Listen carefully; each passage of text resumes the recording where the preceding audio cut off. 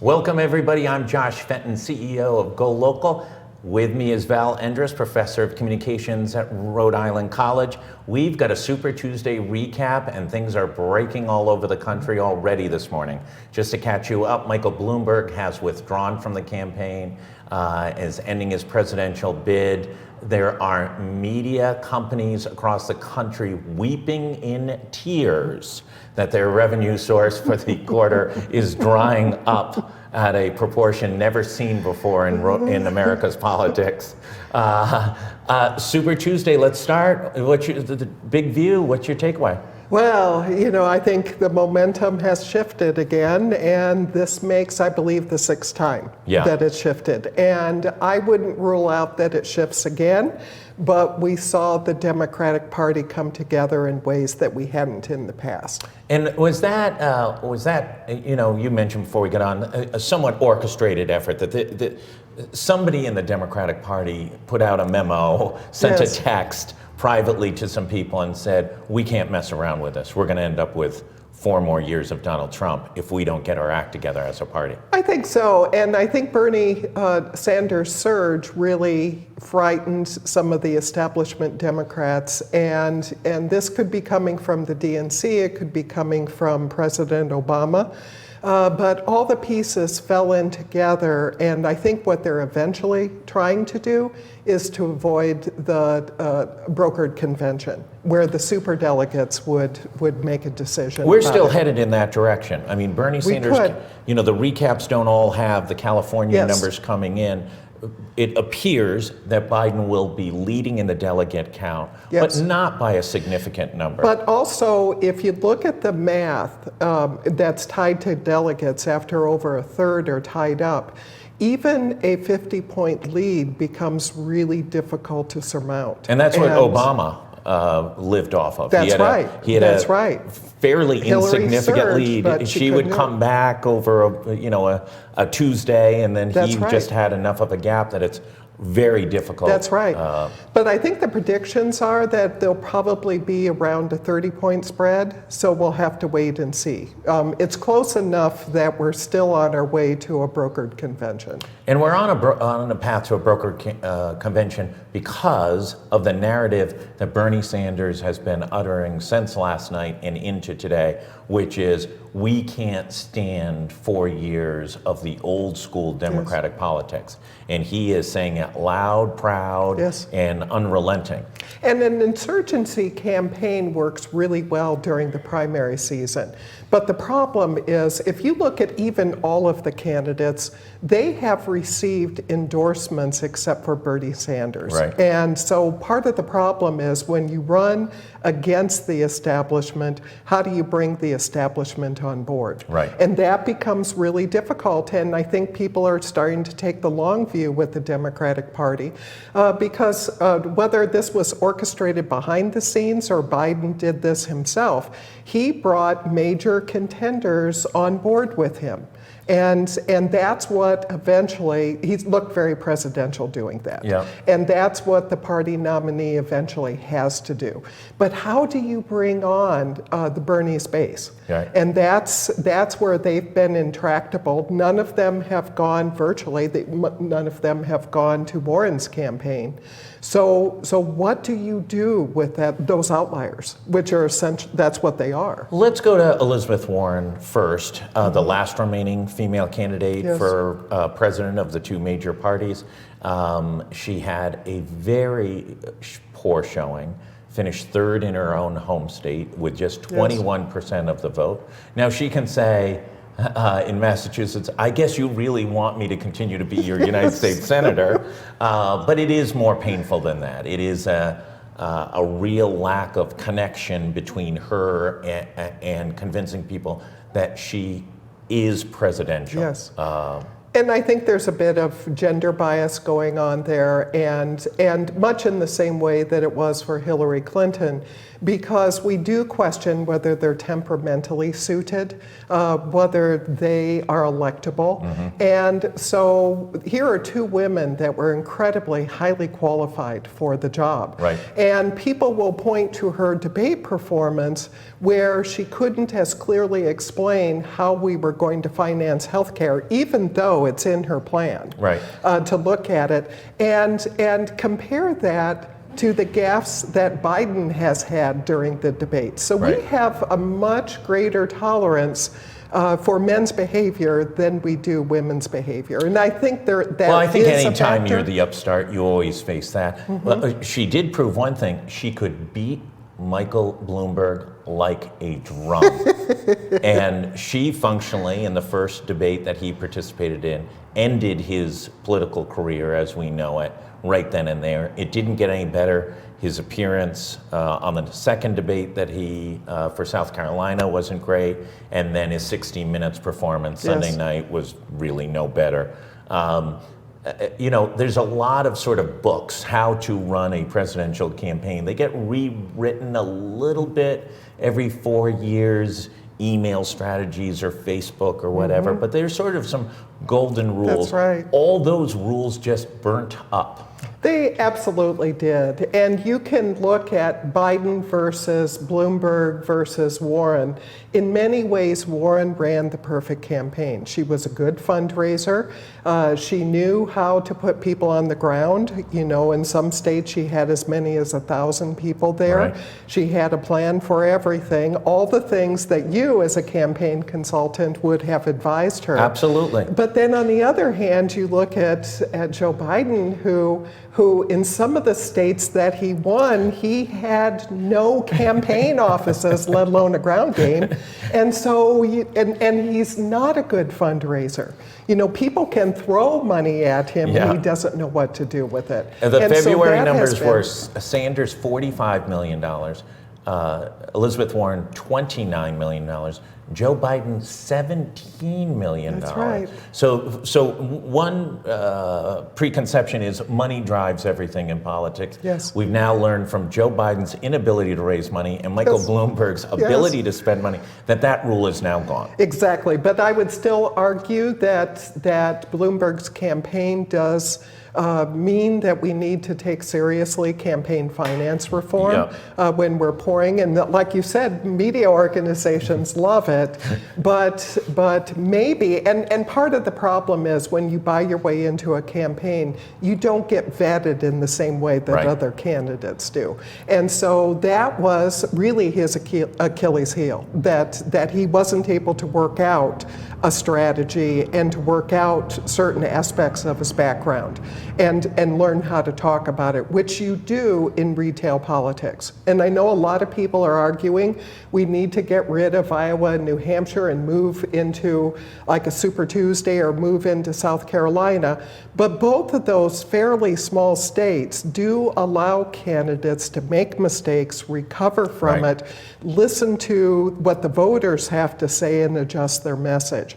So I'm not saying it should be Iowa and New Hampshire, but we shouldn't lose that notion about having our candidates engage in retail politics. The second rule, which I think is often in the playbook for politics but is underappreciated, is likability. That's true. Joe Biden is likable. That's right. If you've met him, you've talked to him, you've walked in, you know, I worked in the Senate for a couple of senators, you saw him in the hall, he was in, if it was just you and the senator at 7:30 in the morning, he was enthusiastic to see you. Good morning, how are you? And we do vote on the basis of likability and emotion. And much in the same way that Barack Obama was elevated practically out of nowhere, even though he had some great speeches in the past, and because people felt a connection with him. But I would argue with Biden, he does have likability problems, as all candidates do if you look at the demographics. And his likability is with the senior citizen crowd, which is a good thing because they vote the most out of the rest of the demographics. But if you look at the Super Tuesday results, if you're talking under 40, we're looking at 17%, 16%, 9%. So he still has a deficit that he has to overcome. And that's exactly Bernie's demographic. And Bernie has the opposite problem. Right, so that rule of young people don't vote, that's one rule that did get reaffirmed. That's right. Bernie's base just didn't get any bigger. Right. And in many places across the country on Super Tuesday, it underperformed. And he was counting on, and that's always a really sketchy campaign strategy, to think you can bring new people into the process. And Barack Obama, to a certain extent, could do that. But Bernie has not been able to bring the people in his younger crowd into the process and the numbers that it will take for him to get the nomination. Barack Obama may be the only one who ever expanded the size of the pie. That's right. And now we're actually seeing maybe a little bit of shrinking of pie. It was interesting when I first ran for city council, an old timer said, listen, don't worry about registering people to vote. If they're 32 years old, they've had a lot of chances to vote for the President of the United States. You're going to chase them down to vote for the city council? Don't waste your time. That's the chances right. of them getting up out of bed and That's stopping right. before going to work, or just getting out of bed, is probably pretty low. That's right. Another truism that's always in the campaign book is, listen, you've got to be on TV. TV drives everything in American presidential politics.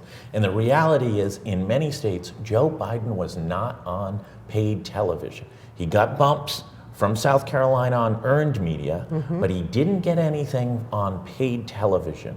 And in the case of Michael Bloomberg, he owned the airwaves for months. But I would also argue, we have social media, and that replaces normal network television. Right. But if you want to look at the major news stations, and I did so last night, and there has been a disconnect with other candidates, but with the media, they've talked in much in the same way that they talked about Donald Trump all the time.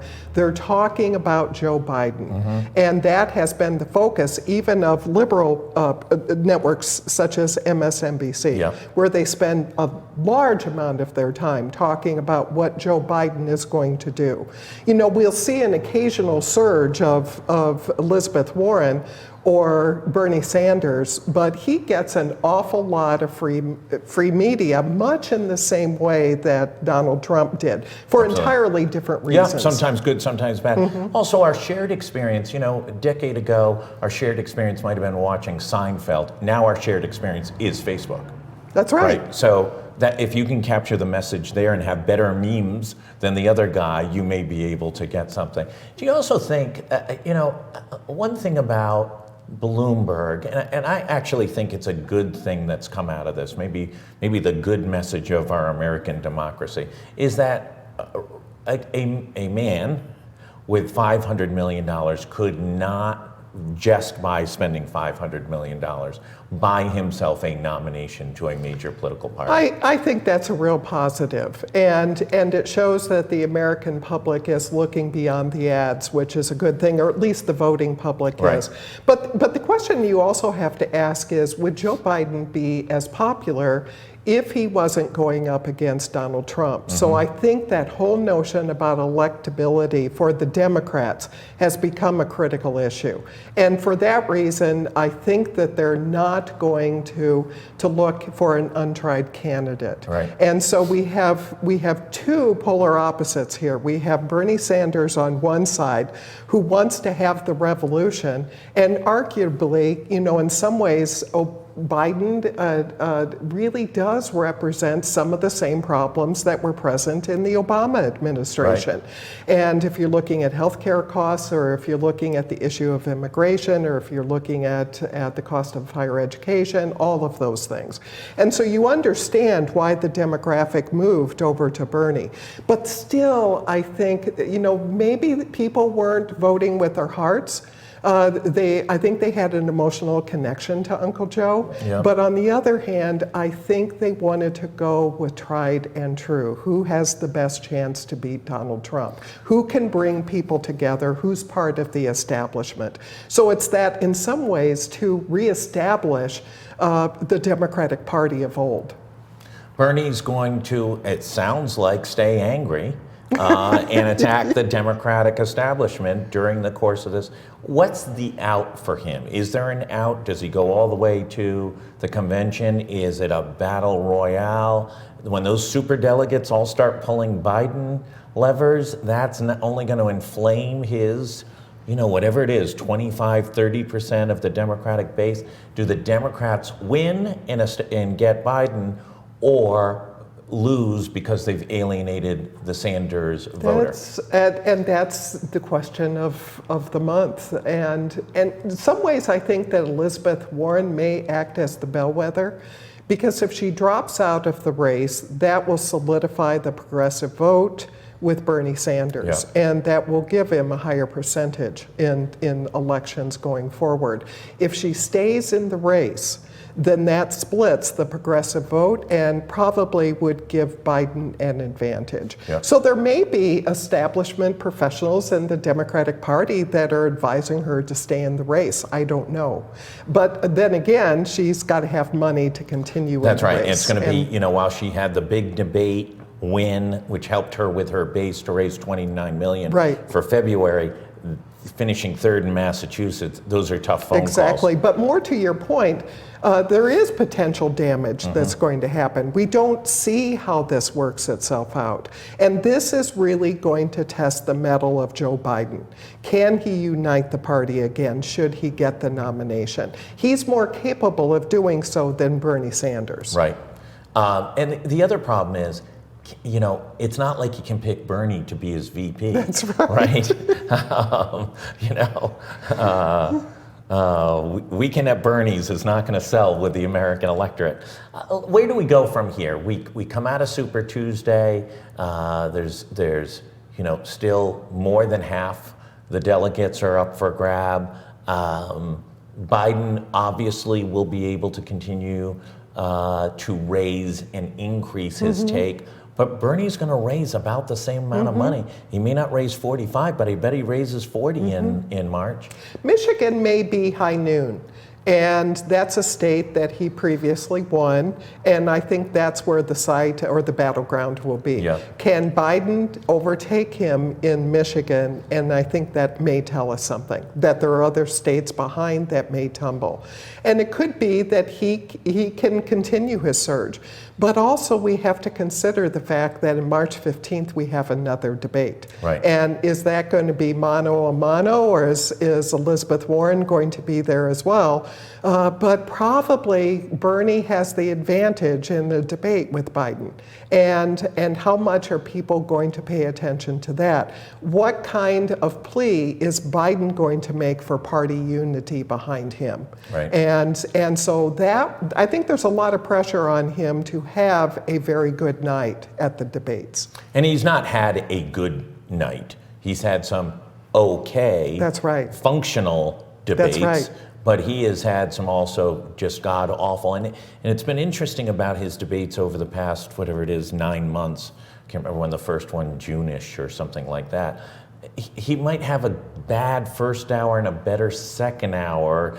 There was just never any consistency in That's his right. debate performance. That's right, and he's been in politics an awfully long time, and ordinarily I would recommend that his consultants need to get control of his rhetoric, but I don't know if they can, and that's part of the question. There are a whole bunch of Republicans still trying to get Donald Trump that's on message, true. right? That's very true, but Biden Unleashed sometimes has those same kinds of qualities. Yeah.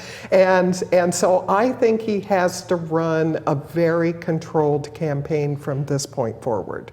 And whether he's capable of doing it or not, I don't know. Listen, he had the big win. He steps up on the stage, mixes up his sister and his wife, then gets attacked by vegans and his wife steps up and throws them off the stage, he kind of cowers. I mean, it was quite the spectacle. It's a Saturday Night Live skit that no one would believe. They would say, "Oh, that's ridiculous." But there's an awful lot of things in this campaign. It's like that quality.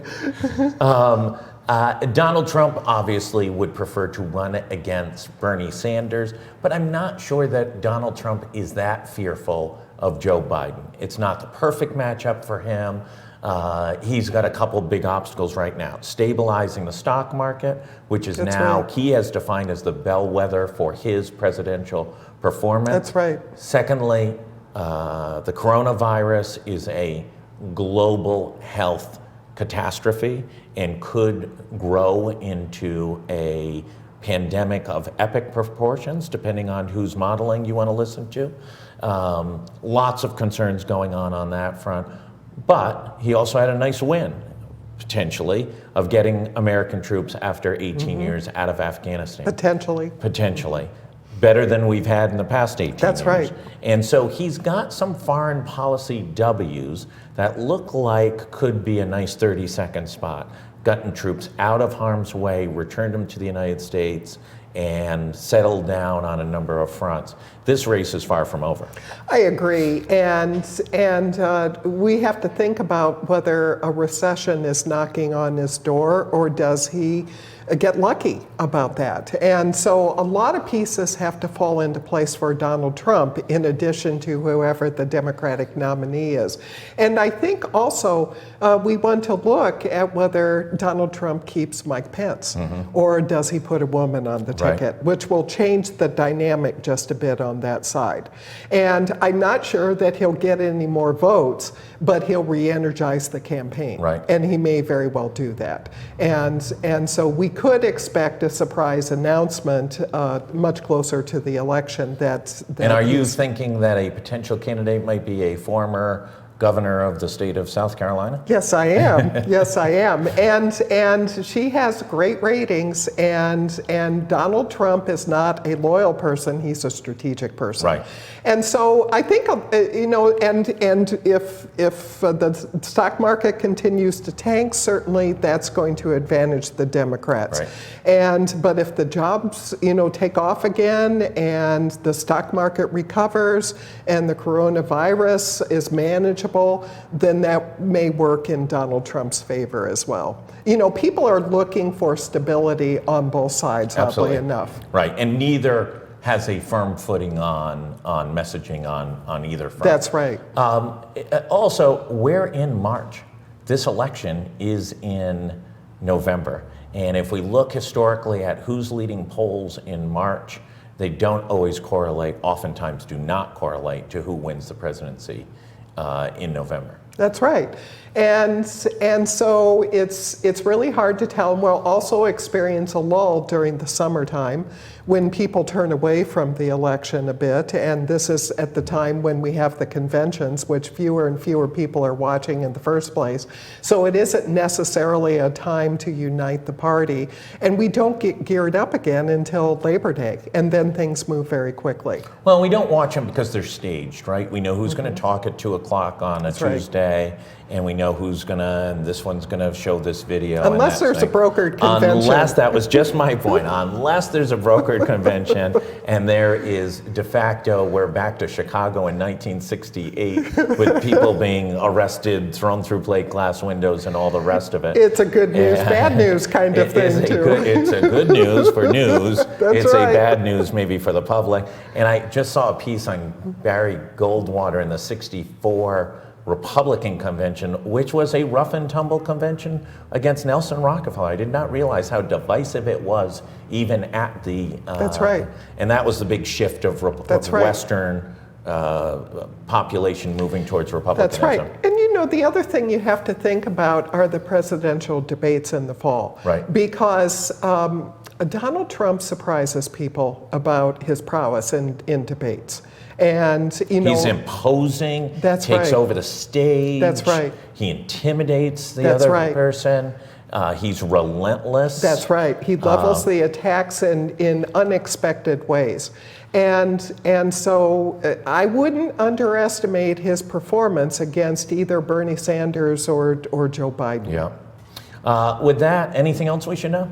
I'm not we've so covered sure. it up? I think we covered it. Well, this is great, and it's great having you back again. It's obviously one of the most interesting political campaigns for president in the last 50 years. It sure is. And it doesn't look like it's going to let up for 1 second. Val Endress from Rhode Island College, thanks so much for being back. Oh, my pleasure. And we'll be back later today. A lot of breaking news today on GoLocal. Big story on Speaker of the House, Nick Mattiello, Bloomberg out, and a potentially significant issue on the coronavirus in Rhode Island. We'll have more on that later today. Thanks, everybody, for tuning in.